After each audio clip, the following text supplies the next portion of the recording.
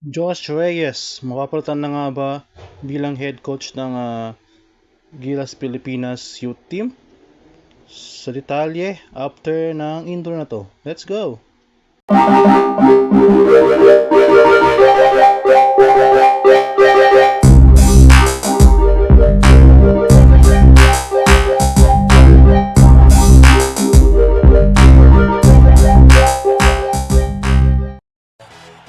Marami nga ang nagre-request sa kanyang pag-alis sa Gilas Pilipinas Youth Team. So ngayon ay si Josh Reyes ay mayroong huling tsansa para ma-redeem ang kanyang sarili sa mga disappointment loss sa mga nakaraang mga tournament. Ayon nga kay Sto Badwa sa Spin.ph, Josh Reyes has faces make or break week. Magkakaroon nga ng final assessment ang Gilas Youth si Reyes nasa after ng laban ng Gilas Youth sa FIBA Under 18 Asia Cup na gaganapin nga sa Amman, Jordan sa September 2. Umalis na nga ang team with Reyes early in the week.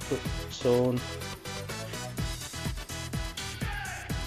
sinubukan daw kontakin ng Spin ang sa mga basketball ng Pilipinas regarding sa issue, but hindi pa sila nagre-response. Ayon nga sa insider na interview, they try to evaluating the progress of the youth program ng Pilipinas. Ito nga si Josh Reyes ay anak ni former head coach ng Gilas na si Chot Reyes. Ay matagal na nga umahawak sa youth team natin. At ang madami nga nagre-request na tanggalin na sa pwesto dahil sa dismal performance na nangyari sa Under 18-17 World Cup last month, which is we having suffered some devastating defeat. That's a 980 point lead. Ayun nga sinasabi nga nila malakas ang call niya for his head. Kaya nga magkakaroon sila ng process and we will be evaluating the performance of Josh this upcoming Asia Cup.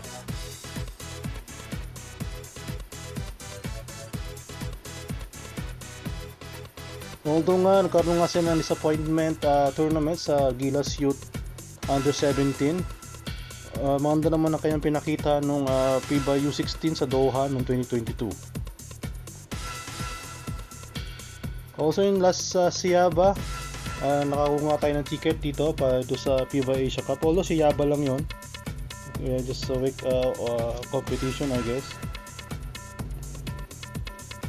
But may chance pa nga rin daw na si Josh Reyes pa rin ang magiging head coach if ever nga maganda kayang pinapakita sa upcoming Asia Cup U18.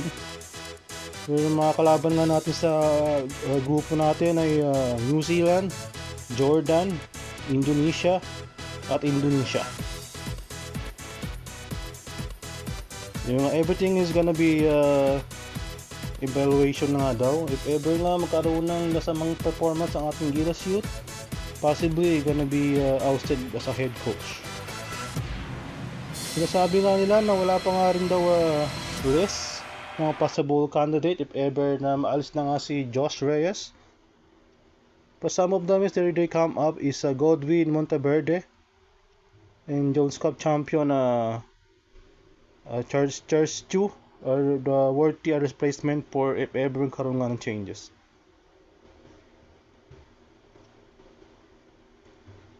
So yun nga, hintayin na lang natin ang magiging performance nga ni Josh Reyes. Hopefully nga, tingin ko dapat wapalitan na talaga para may bago tayong coach. So since matagal na rin siyang mag-handle ng Gilas Youth.